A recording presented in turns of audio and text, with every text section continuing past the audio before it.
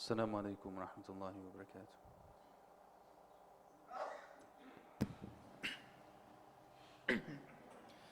الله أكبر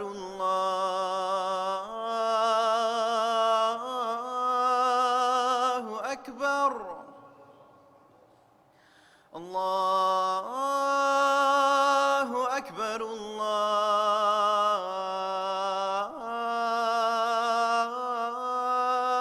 الله أكبر أشهد أن لا إله إلا الله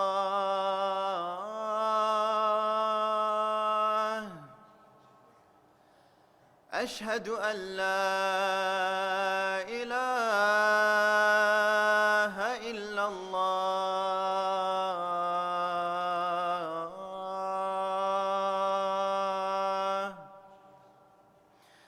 أشهد أن محمد رسول الله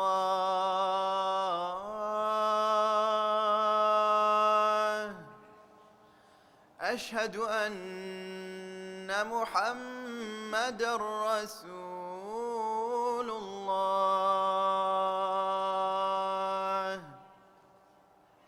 حي على الصلاة حي على الصلاة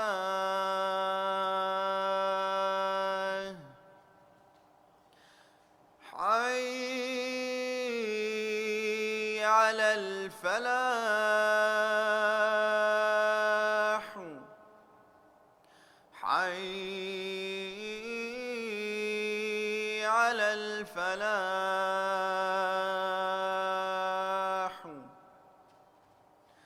الله أكبر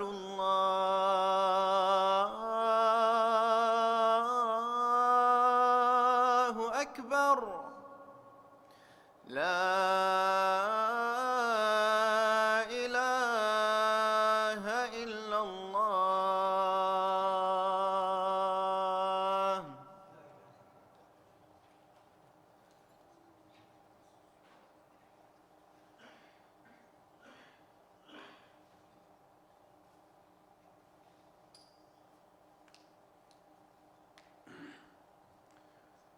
إن الحمد لله نحمده ونستعينه ونستغفره نعوذ بالله من شرور أنفسنا ومن سيئات أعمالنا من يهده الله فلا مضل له ومن يضلل فلا هادي له أشهد أن لا إله إلا الله وحده لا شريك له وأشهد أن محمدا عبده ورسوله يا أيها الذين آمنوا اتقوا الله وقولوا قولا سديدا يصلح لكم أعمالكم ويغفر لكم ذنوبكم ومن يطع الله ورسوله فقد فاز فوزا عظيما. Amma ba'd, we start in the name of Allah, the Most High, the one to whom belongs all praise, the one who controls all affairs, the one who gives, the one who takes, glorified and exalted is He. And we send peace and blessings upon the Prophet Muhammad sallallahu alayhi wa alihi wa sallam and his family and his followers until the end of time. Ameen. One of the really challenging, oftentimes, experiences in the life of the believer is to really go through the journey of recognizing and realizing the limits of one's knowledge. And no matter how much we learn, and no matter how many things we experience, no matter how expert we might be in our field, as Allah subhanahu wa ta'ala says, وَفَوْقَ كُلِّ ذِي عِلْمٍ عَلِيمٍ, that above everyone, above anyone who has knowledge, there is someone who is more knowledgeable. And that is inevitably the case. And that, I think, is sometimes easy to understand in various types of professions that we have or areas that we have interest in. Because in studying them, in areas of study, it's easier to accept that.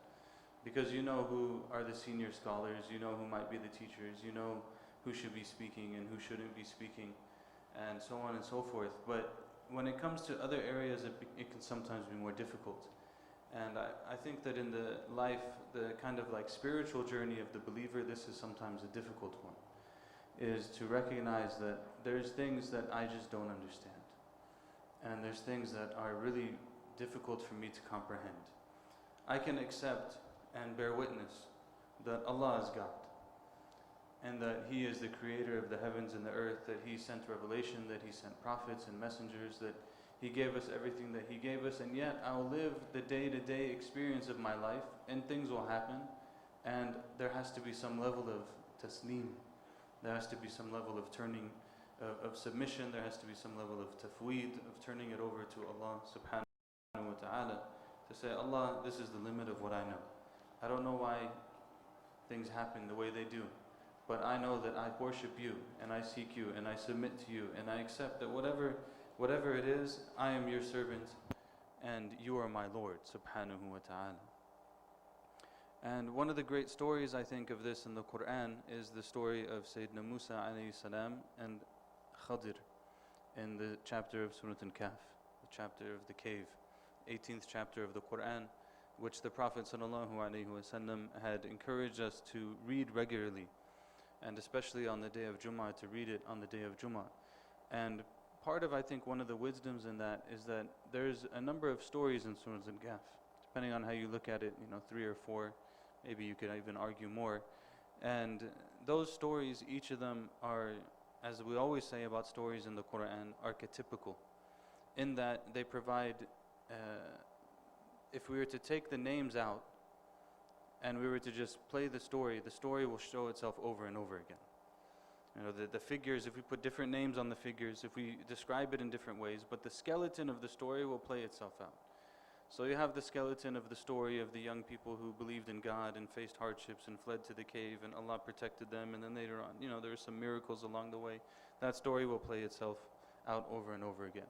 You have the story of the two men in the gardens and their discussion with one another and their material existence and all of this kind of stuff. And that story will play itself over and over again. You have the story of Dhul Qarnayn, of the righteous leader, and that will play itself over and over again. And the one that really talks about this point in I think more detail is the story of Sayyidina Musa and Khadir alayhim as-salam. And this one really, you get this idea of the limits of one's knowledge and having to come to terms with that negotiation of those limits. Because we have, of course, Sayyidina Musa alayhi salam, Kalimullah, the one whom God has spoken to directly, and who has, he feels that he knows a lot of things, alayhi salam. This is not meant to be, the intro to the story is not a negative thing towards Musa alayhi salam. He's the greatest, from the greatest of the prophets. But he feels that he knows, and Allah tells him that there's someone who knows things that you don't know. And the response really is important, right? So now the response is that Musa alayhi salam is saying, I'm going to go and I'm going to journey until I meet this person. And what's interesting about the journey is that there's an understanding here that we can see that the knowledge that is being talked about is not necessarily like a very particular memorize this and know this type of knowledge. Because if we're probably somewhat familiar with the story, when Musa alayhi salam goes to Khadir and he finds him, he basically asks him, can I stay with you and you can give me from that, I can learn from you from that which you were given. And it's not like he said, oh yeah, sure, sit down and let's read this book together and we'll finish the thing. That's one way to get knowledge, of course. But the way that he gets the knowledge is in the journey with the teacher. He takes the company of the teacher and he goes and he travels with him, and they go through different experiences along the way, and Musa has a certain impression of the experience, alayhi salam, and Khadir explains to him afterwards that it was actually different than he perceived. So the beginning of that is that Musa alayhi salam recognizes there's a limit.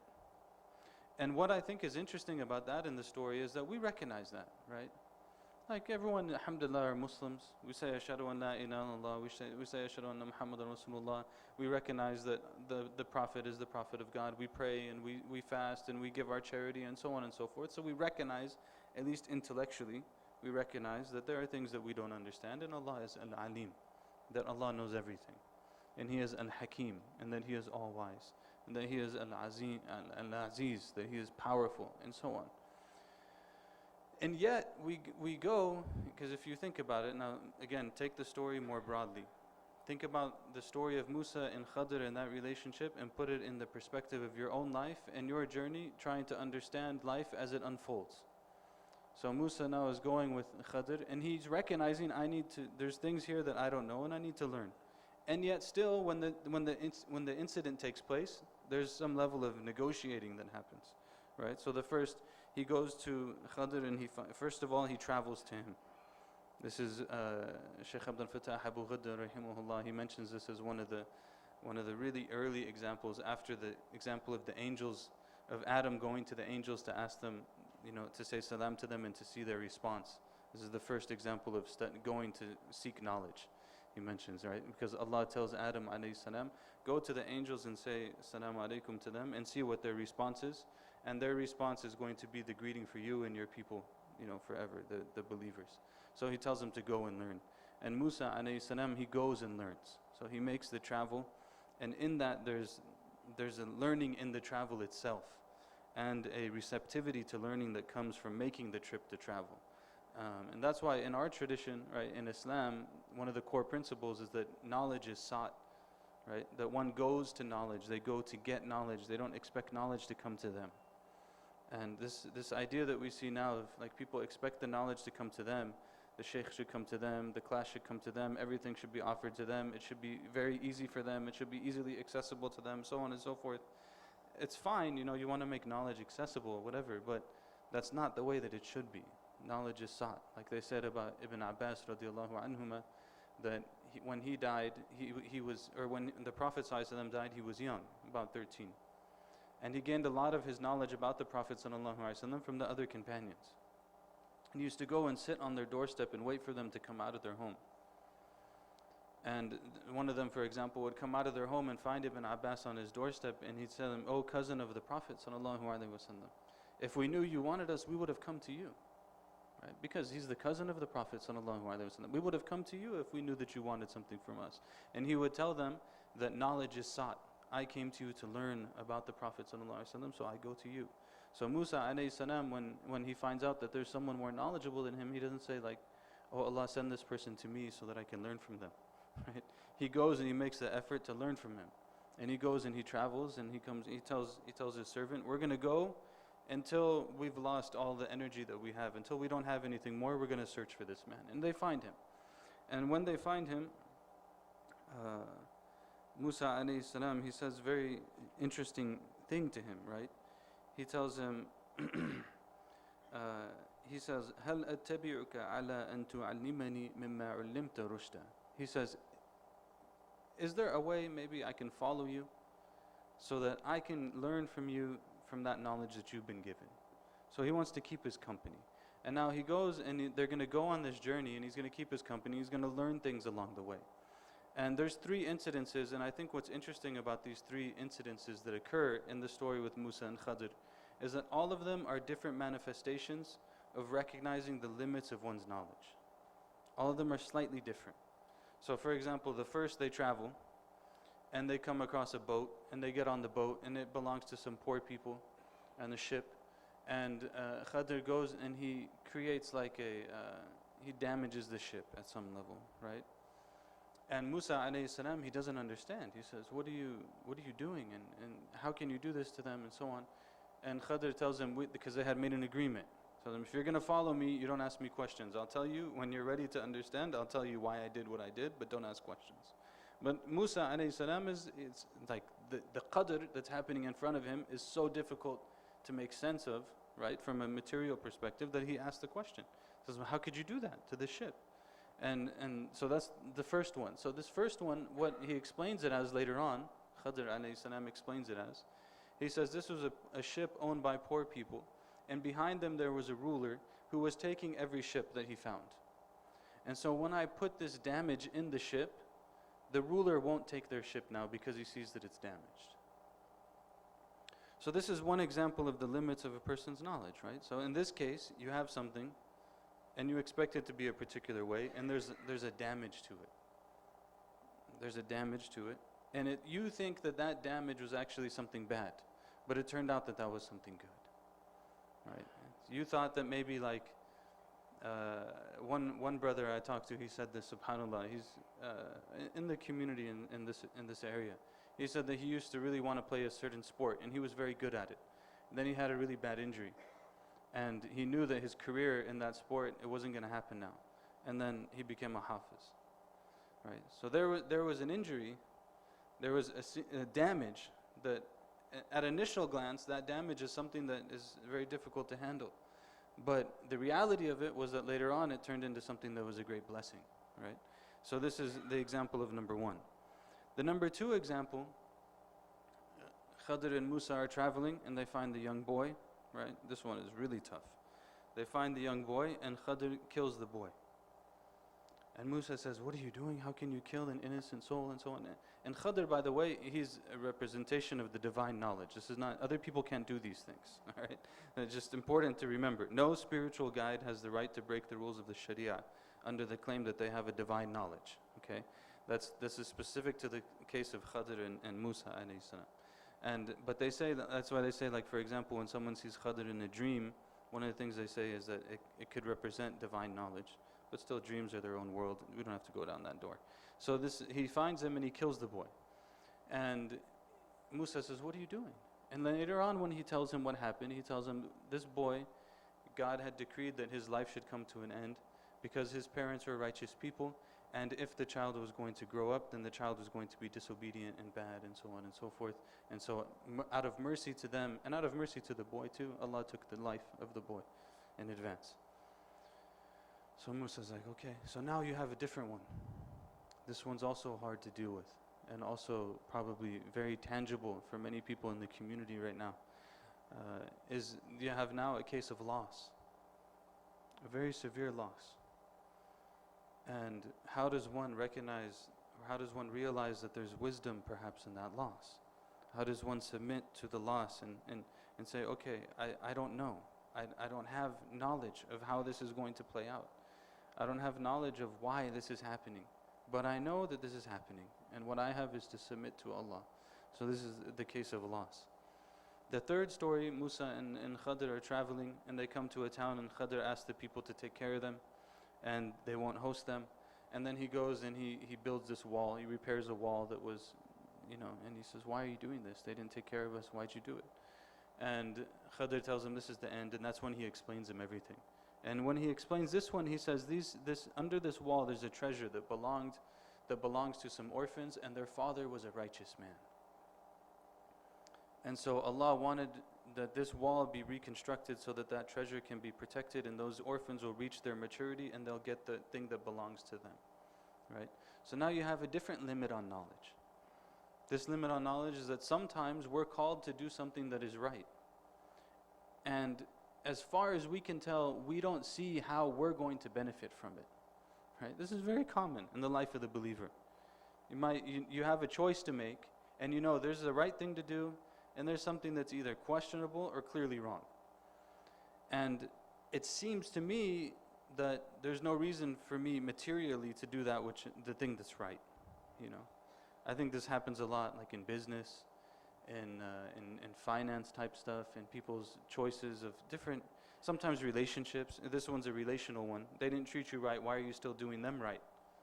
Because that's what I'm supposed to do, right?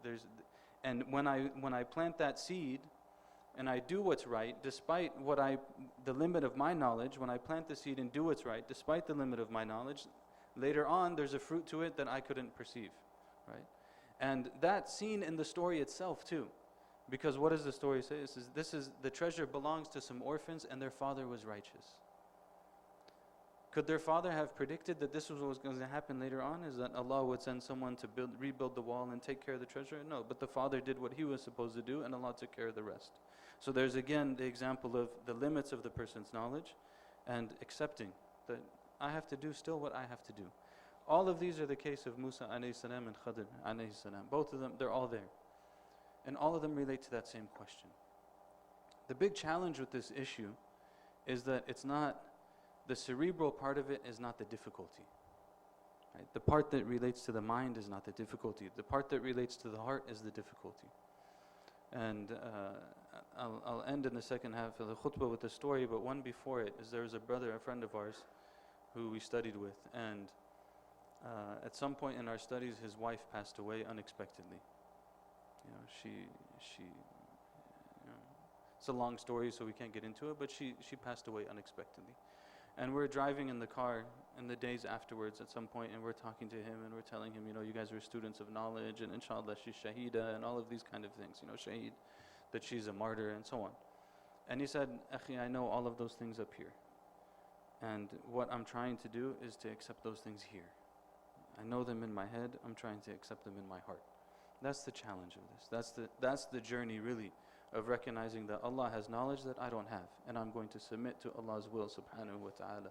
أقول قولي هذا وأستغفر الله لي ولكم فاستغفروا إنه هو الغفور الرحيم.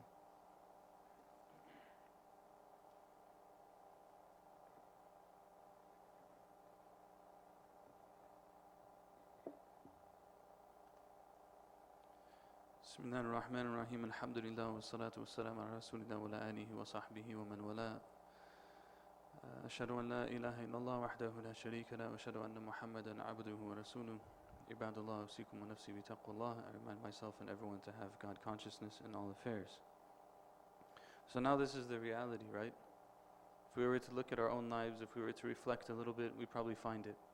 That there's things that have happened, there's things that we've been exposed to, there's situations that we've been in, and you get to that moment in the situation where you turn to Allah and you say, Ya Allah, I don't know, but you're Allah.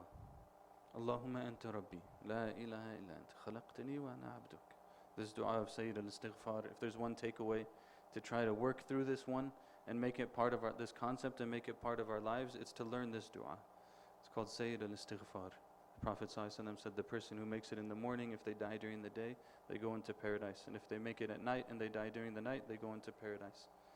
Allahumma anta rabbi la ilaha illa anta khalaqtani wa ana abduk. Allah, you are my Lord and I am your servant. You created me and I am your servant. I'm turning towards you and I'm trying as much as I can and so on. It's a very beautiful dua. You have to look it up and find it, inshallah. And that dua is that sense of just turning it over. Allah, it's all in your hands. And this really is what it means to believe in God, right? To believe in God is not to restrict God to what I understand. Right? Like this is a subtle type of kind of like anthropomorphism, right? Like if I'm going to restrict God to what I understand, then who's God? Who is Al-Alim if I have to understand everything in order to accept that God is God? I mean, like we understand, there's basics we understand. We understand why we believe in God. We understand why we believe in the truth of messengers. We understand why we believe that the Quran is true. And insofar as we believe that the Quran is true, then there's things that we're going to accept in the journey of our lives that we're not going to understand. It's part of it because He is Al-Alim, and we're just, whatever we know, we know. It's very little. And so there's a story, and I'll end on this point, there is a story actually from the same brother. I heard it from the same brother whose wife had passed away. Allah have mercy on her.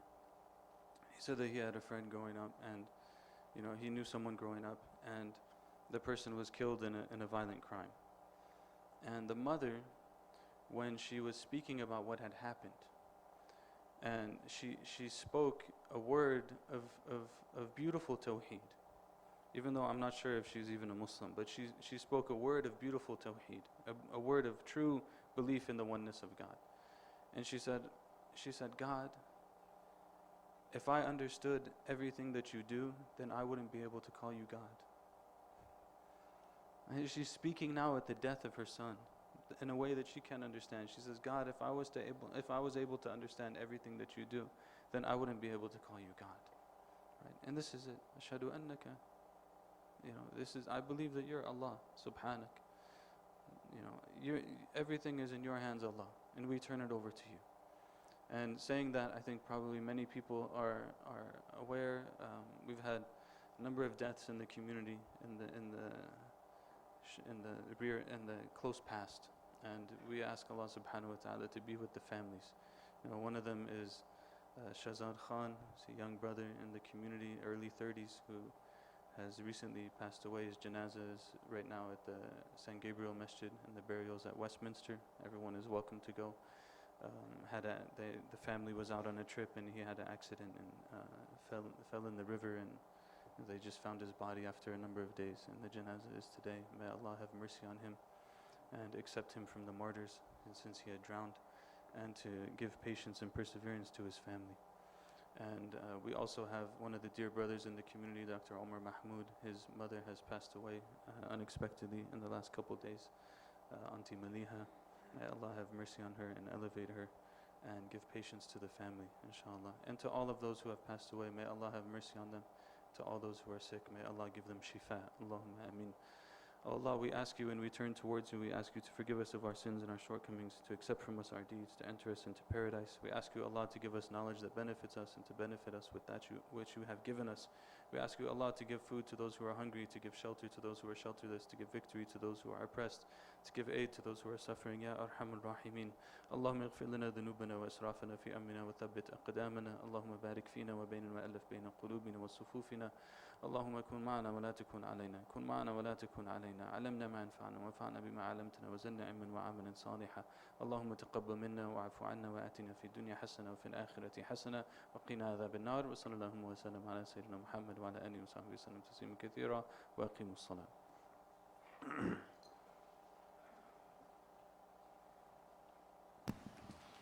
الله أكبر الله أكبر الله أكبر الله أكبر أشهد أن لا إله إلا الله أشهد أن لا إله إلا